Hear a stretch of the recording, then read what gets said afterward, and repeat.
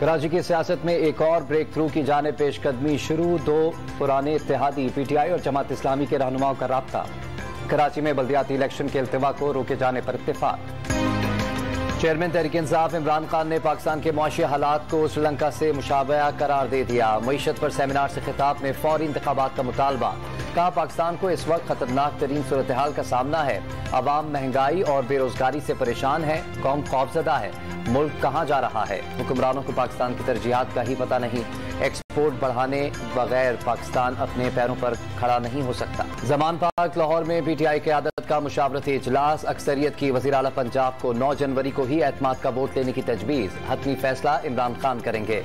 अदम एतमाद के लिए अराकीन मुस्लिम लीग नून ने पूरे करने हैं, वो हदफ उनका पूरा नहीं हो सका।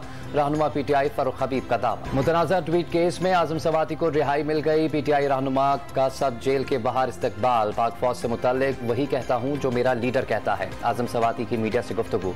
कहा, जस्टिस आमिर फारूक के फैसलों पर अपने कप्तान से मिलने के बाद बात करूंगा। मुल्क बचाने के लिए इमरान खान का साथ देना जरूरी है। वजीर खजाना ने इक्तिसादी राब्ता कमेटी का इजलास आज शाम 6 बजे तलब कर लिया। 4 नुकाती एजेंडा मंजूरी के लिए पेश किया जाएगा। LNG और पेट्रोलियम मसनूआत की दरामद से मुतल्लिक समरी पेश की जाएगी।